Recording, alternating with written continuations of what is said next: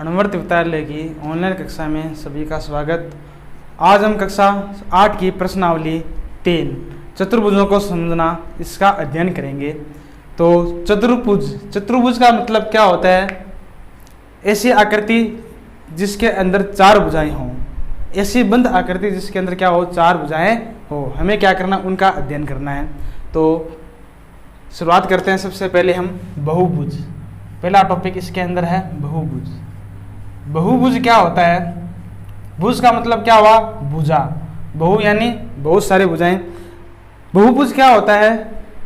3 या 3 से अधिक भुजाओं से जो गिरिबंध आकृति होती है वह सभी आकृतियां क्या कहलाती है, बहुभुज कहलाती है। जैसे मान लो सबसे छोटी आकृति, सबसे कम भुजाओं वाली आकृति बनती है ये 3 भुजाएं हैं इसके अंदर, इसको क्या नाम देते हैं, त्रिभुज। ये क्या होता है, त्रिभुज।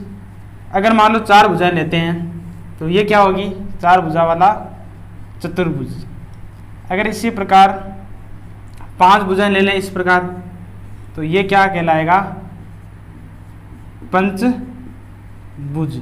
तो ये सभी क्या है, बहुभुज है। इन सभी को हम क्या बोलते हैं, बहुभुज बोलते हैं। सहभुजाओं वालों को क्या बोलेंगे, षटभुज। सहभुजा इसके अंदर। इसी प्रकार इसका नाम आगे चलता जाएगा। अब देखो ये हुआ बहुभुज। फिर बात आती है आगे विकर्ण कि बहुभुज जो होते हैं उनके विकर्ण। तो विकर्ण क्या होते हैं, जो शीर्ष होते हैं, जो बहुभुज के शीर्ष होते हैं उनको एकांतर रूप से छोड़कर मिलाने पर जो रेखा बनती है वह रेखा क्या कहलाती है, विकर्ण कहलाती है। कहने का मतलब जैसे मान लो ये चतुर्भुज है, इसके एकांतर शीर्ष मतलब पास वाले शीर्षों को नहीं मिलाना। जैसे मान लो इसका एक शीर्ष ये है, एक चतुर्भुज लिया, इसका एक शीर्ष ये, पास वाले शीर्ष को मत लो, इस पास वाले को भी मत लो, दूसरा ले लो, ये लिया। तो इन दोनों बिंदुओं को जब मिलाएंगे तो एक रेखा बनेगी, वह रेखा क्या कहलाएगी, विकर्ण कहलाएगी। इसी प्रकार इस बिंदु को इन दोनों से नहीं मिला सकते, तीसरे वाले से मिला सकते हैं इससे, तो ये भी इसका क्या होगा, विकर्ण होगा। तो इस चतुर्भुज के अंदर हम केवल इस प्रकार 2 ही क्या बना सकते हैं, विकर्ण बना सकते हैं। तो चतुर्भुज के अंदर मैक्सिमम, अधिकतम जो विकर्ण होंगे वो कितने होंगे, 2 होंगे। फिर आगे बात आती है पंचभुज। इसमें देखें, इस बिंदु से बनाना मान लो हमें विकर्ण, तो इस बिंदु को पकड़ो और पास वाले दोनों बिंदुओं को छोड़ो, बाकी जो बिंदु है उन सभी बिंदुओं को इस बिंदु से मिलाओ। तो एक ये बिंदु और एक ये बिंदु, 2 विकर्ण यहां से बने। फिर इस बिंदु से देखो, पास वाले दोनों बिंदुओं को छोड़ो, बाकी दोनों बिंदुओं को इस बिंदु से मिला दो, ये भी इसका विकर्ण होगा, ये भी इसका क्या होगा, विकर्ण होगा। फिर इस पे चलते हैं, तो पास वाले दोनों बिंदुओं को छोड़ो और बाकी दोनों बिंदुओं से मिला दो। तो इस प्रकार इसके अंदर कितने विकर्ण बने, 2 यहाँ पर है, 2 यहाँ पर है और 2 ही यहाँ पर है। तो टोटल कितने विकर्ण है इसके अंदर, 2, ये 1, ये 2, 3, 4 और ये 1, 5। तो इसके अंदर कितने विकर्ण बनेंगे, 5 विकर्ण बनेंगे पंचभुज के अंदर। चलो एक उदाहरण और लेते हैं, षटभुज।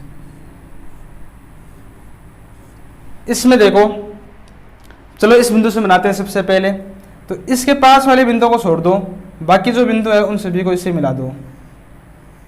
3 विकर्ण यहाँ पर बने, चलो 3 बना दिया हमने। जैसे जैसे बना रहे हैं वैसे वैसे लिखेंगे। फिर इस बिंदु को पकड़ो, इस बिंदु को लो और पास वाले बिंदुओं को छोड़ दो, बाकी जो बिंदु उनको मिला दो। तो एक ये बिंदु, एक ये बिंदु बचा और एक ये बिंदु बचा, तो 3 यहाँ पर बन गए विकर्ण। फिर इसी प्रकार यहाँ पर आओ, तो पास वाले दोनों बिंदुओं को छोड़ दो, बाकी जो बिंदु है, तो एक ये विकर्ण बनेगा यहाँ पर, एक यहाँ पर बनेगा और एक यहाँ पर नीचे वाली बनेगा। और ये पहले से बन रखी है, तो इसको नहीं बनाया हमने, ये पहले से बन रखी है, तो ये कितने बनेंगे, यहाँ पर 2 बनेंगे। फिर इसी प्रकार इसके ऊपर चलो, तो 2 जो बन रखे हैं इसमें पहले से ही एक और बन जाएगा यहाँ पर, तो एक और बनाया हमने।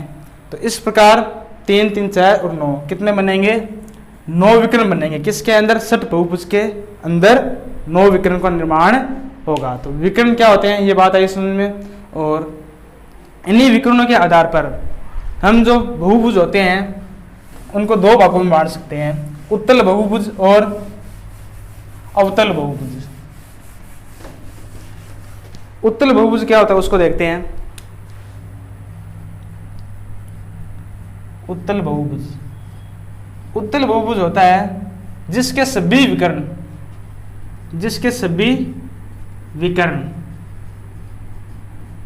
आकृति के अंदर बने, जो आकृति हमें दे रखी है उसके अंदर हो। जितने भी हमने उदाहरण देखे थे अभी, उन सभी में विकर्ण क्या बनते हैं, अंदर की ओर ही बनते हैं। तो ये जितने भी एग्जाम्पल बनेंगे ये सभी किसके उदाहरण है, उत्तल बहुभुज के उदाहरण है। बात आती है अवतल की। अवतल का मतलब क्या हुआ कि जिसका कम से कम एक विकर्ण क्या हो, आकृति से बाहर बने, आकृति से बाहर हो। एग्जाम्पल में देखें, जैसे मान लो एक बहुभुज बनाते हैं, ये बनाया मैंने बहुभुज, तो इसके अंदर देखो, अगर मैं इस बिंदु से विकर्ण बनाना चाहूं तो इसके पास वाले दोनों बिंदुओं को छोड़ दो, इन दोनों को छोड़ना पड़ेगा। तो यहां पर ये एक विकर्ण बनेगा ना, ये जो विकर्ण होगा ये क्या है, बाहर स्थित है, ये बाहर है। इसका मतलब क्या है, ये जो आकृति होगी, ये जो हमें आकृति दे रखी है, ये आकृति क्या कहलाएगी, एक अवतल बहुभुज कहलाएगी। ये क्या है, अवतल बहुभुज। अब देखो एक परिभाषा तो ये है, एक एग्जांपल और देखें इसका। जैसे मान लो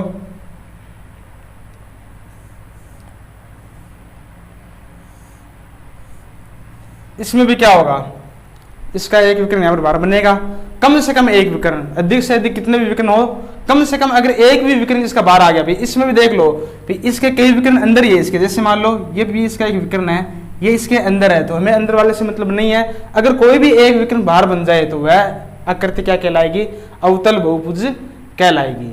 इसमें भी क्या होगा, एक विकर्ण बाहर बनेगा। एक परिभाषा और देख सकते हैं कि इसके सभी कोण 180 डिग्री से कम होता है। सभी कोणों का मान 180 डिग्री से क्या होगा, कम होगा। जबकि अवतल बहुभुज के अंदर क्या होगा, एक कोण क्या होगा, 180 डिग्री से अधिक होगा। जब उसका एक कोण 180 डिग्री से अधिक होगा तभी क्या हो पाएगा, वह अवतल बहुभुज हो पाएगा। जैसे मान लो यहाँ पर जो ये कोण बना है, ये कोण क्या है, 180 डिग्री से अधिक है ना। 180 डिग्री कोण कौन सा होता है, ये वाला, और ये आकृति क्या है, इस प्रकार है। तो इसमें जो कोण ये होगा, ये क्या होगा, 180 से अधिक ही बनेगा। यहाँ पर भी देख लो, ये जो अंदर कोण बनेगा ये भी क्या है, 180 डिग्री से अधिक है। इसलिए ये क्या होगा, यहाँ पर जो विकर्ण बनेगा वो क्या बनेगा, आकृति से बाहर बनेगा। और ये बहुभुज कौन सा कहलाएगा, अवतल बहुभुज कहलाएगा। फिर आगे चलते हैं, सम और विषम बहुभुज। तो ये तो नाम से पता चल रहा है, सम बहुभुज कौन सा होगा, जिसके सभी भुजाएं आपस में क्या हो, बराबर हो। सम बहुभुज, इसमें क्या होता है, इसकी सभी भुजाएं एवं कोण आपस में क्या होते हैं, बराबर होते हैं। जैसे मान लो वर्ग है, सभी भुजाएं आपस में बराबर है, और कोण भी क्या है, इसके बराबर है, 90 डिग्री, ये भी 90 डिग्री, ये भी 90 डिग्री। ये एक क्या होगा, सम बहुभुज होगा। जैसे मान लो समसठ बहुभुज, इसकी मान लो प्रत्येक भुजा बराबर है और प्रत्येक कोण 120 डिग्री बराबर है, तो ये भी एक क्या होगा, सम बहुभुज होगा। इतनी बात है समझ में। और विषम बहुभुज क्या होगा, जिसकी सभी भुजाएं और कोण बराबर नहीं हो। बस सिंपल सी परिभाषा इसकी। तो अब चलते हैं आगे। आगे है कि बहुभुज के अंतःकोणों का योग। बहुभुज के अंतःकोणों का योग कितना होता है वो देखना है हमें। त्रिभुज होता है, इसका सभी को पता है, इसके अंतःकोणों का योग कितना होता है, 180 डिग्री, यानी अंतःकोणों का मतलब इन तीनों कोणों का योग। चतुर्भुज का सभी को पता है कितना होता है, 360 डिग्री। इसी प्रकार पंचभुज होता है, उसके सभी कोणों का योग कितना होता है, 540 डिग्री। कैसे प्राप्त हो रहा है उसको देखो। ये तो हम लिख सकते हैं इसको 1 गुणा 180, 1 गुणा 180। इसको हम लिख सकते हैं 2 गुणा 180। इसको हम लिख सकते हैं 3 गुणा 180। अगर इसी प्रकार 5 भुजा ना, अगर 6 भुजा दे दी हमें, तो इसके सभी अंतःकोणों का योग कितना होगा, 4 गुणा 80 कितना मिलेगा 720 डिग्री। तो यहाँ से एक फॉर्मूला बनेगा, जब 3 भुजा है यहाँ पर कितना मिला 1, 4 भुजा होने पर 2, 5 भुजा होने पर 3 है, 6 भुजा होने पर यहाँ पर कितना है 4, 2 कम है ना, तो फॉर्मूला क्या बना n-2 गुणा 180। ये किसका फॉर्मूला है, बहुभुज के अंतर कोणों का योग का फॉर्मूला n-2 गुणा 180, जहां पर ये n क्या होगा भुजाओं की संख्या,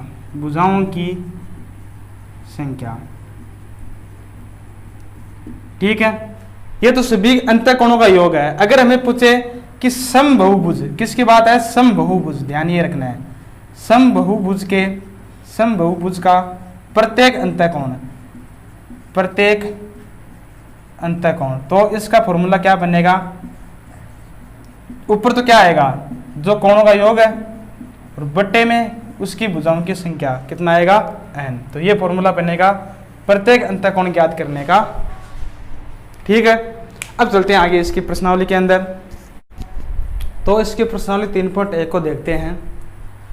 तो इसके जो शुरुआत के 5 सवाल है वह आप कर सकते हैं, हमने जो अभी पढ़ा है उन्हीं के ऊपर इसके 5 सवाल दे रखे हैं। 6वां सवाल और 7वां सवाल हम देखेंगे। 6वां सवाल क्या दे रखा है हमें कि निम्नलिखित आकृतियों में से अक्ष का मान हमें क्या करना है, ज्ञात करना है। इन आकृति में हमें अक्ष का मान ज्ञात करना है। पहली आकृति को देखो, पहली आकृति के अंदर हमें 3 कोण दे रखे हैं, चौथा कोण हमें क्या करना है, ज्ञात करना है। तो हमने देखा था कि चतुर्भुज के चारों कोणों का योग कितना होता है, 360 डिग्री होता है। यानी इन चारों को अगर जोड़ेंगे तो कितना मिलेगा, 360 डिग्री प्राप्त होगा। तो हम क्या लिखेंगे, x प्लस 120 प्लस 130 प्लस 50, चारों कोणों को जोड़ने पर कितना मिलेगा, 360 डिग्री प्राप्त होगा। यहाँ पर इन तीनों को जोड़ो, 120 130 250 और 50 300, यानी x प्लस 300 बराबर 360 डिग्री। यहाँ से x बराबर 300 को उधर ले जाओ तो 360 माइनस का 300 कितना आ जाएगा, 60 डिग्री प्राप्त होगा। दूसरे में देखो, हमें यहाँ पर ये चिन्ह दे रखा है, इस चिन्ह का मतलब 90 डिग्री कोण। अगर ये कोण 90 डिग्री है तो इधर वाला भी कितना होगा, 90 डिग्री ही बनेगा। तभी एक रेखा के इस बिंदु पर पूरा वाला कोण ये कितना होगा, 180 डिग्री हो पाएगा। ये कोण कितना है, 90 डिग्री है। तो वापस इसमें वही काम, ये अंदर एक चतुर्भुज है और चतुर्भुज के चारों कोणों का योग कितने भुजा है, 1 2 3 4, 4 भुजाएं है ना। चतुर्भुज के चारों भुजाओं का, चारों कोणों का योग कितना होता है, 180 डिग्री।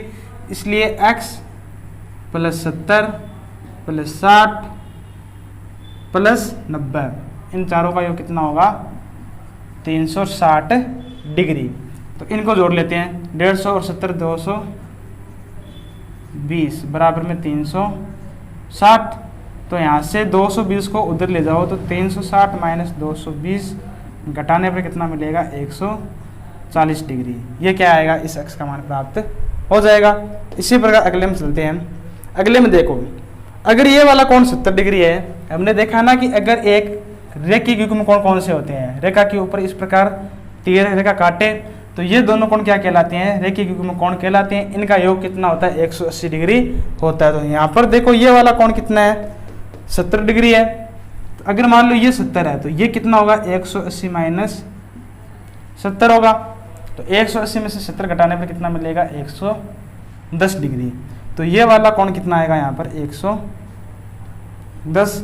इसी प्रकार ये अगर 60 है तो इसको कितना होना पड़ेगा, 180 माइनस 60 कितना आएगा, 120। ये दोनों कोण हमें पता चल गए। अब देखो ये जो आकृति है अंदर, ये कौन सी आकृति है, कितनी भुजाएं, 1 2 3 4 5, 5 भुजाएं हैं। तो पंचबहुभुज है और पंचबहुभुज के अंतःकोणों का योग कितना होता है, पंचभुज के अंतःकोणों का योग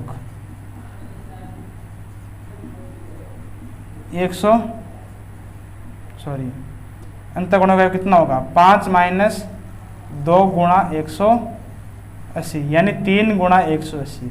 3 गुणा 180 कितना हो जाएगा, 540। और हमें यही दे रखा है अंतःकोण कितने हैं 30, x 110, 120 और x। तो हम क्या लिख सकते हैं x plus 30 plus x plus 120 plus में 110, ये किसके बराबर होगा 540 के बराबर होगा।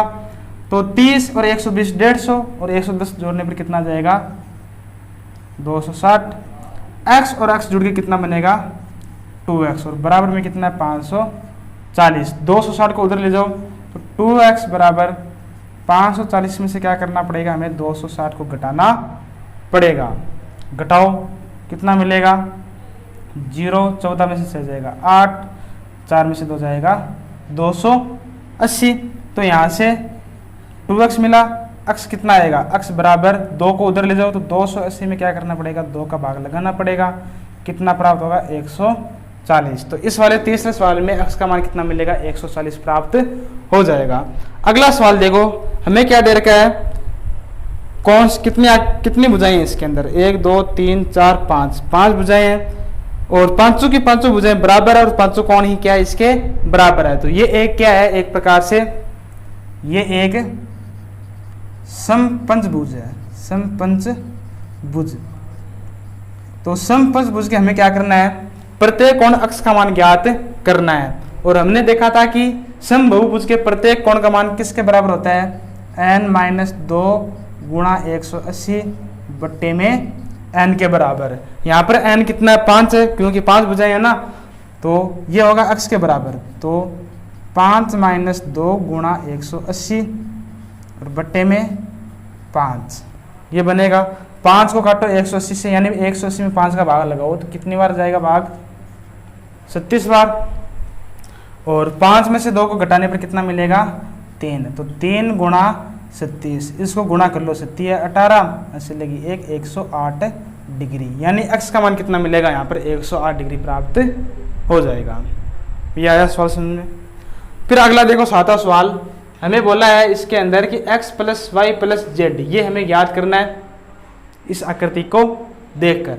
तो अब देखो इसके अंदर सबसे पहले हम x याद करते हैं। एक रेखा के ऊपर तीर रेखा बनाई तो ये x और ये 90 आपस में कौन से कौन होंगे रेखिक युग्म कौन होंगे। तो हम क्या लिखेंगे कि x और 90 का योग किसके बराबर आएगा 180 डिग्री के बराबर आएगा, रेखिक युग्म कौन है। तो 90 को उधर ले जाओ तो x बराबर 180 माइनस 90 बराबर कितना आ जाएगा 90 डिग्री।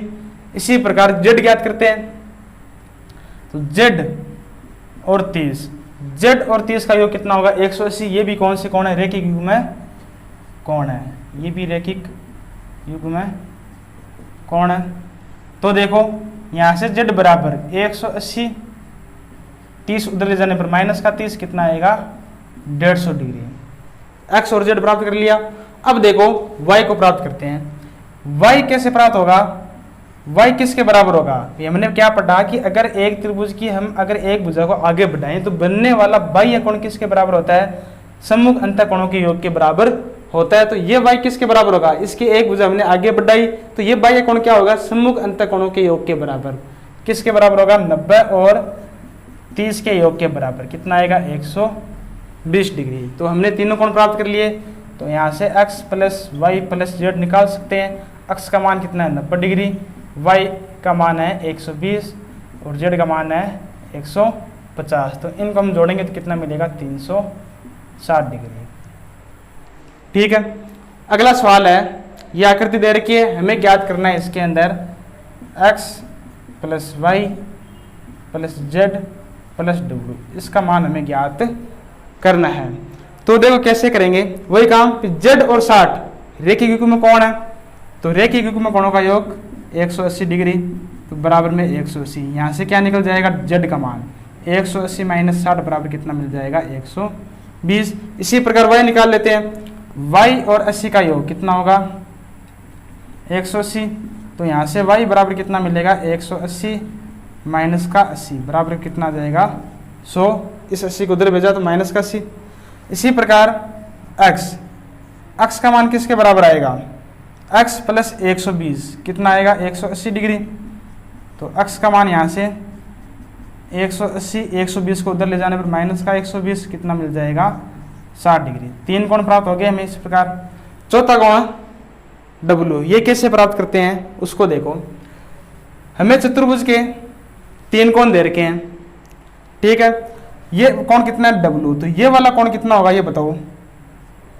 180 माइनस W होगा, 180 माइनस W, क्योंकि दोनों कोणों का योग कितना होता है 180 डिग्री एक ही युग में कोण होगा, तो ये W तो ये कितना होगा 180 माइनस W। और चतुर्भुज के चारों कोणों का योग कितना होता है 360 डिग्री। तो अब हम क्या करते हैं, इनके चारों कोणों का योग करते हैं। यहाँ करते हैं, एक कोण इसका 60 है, एक 80 है, एक 120 है, और चौथा कोण कितना है 180 माइनस W। इनका योग कितना आएगा 360 डिग्री। इनको जोड़ो,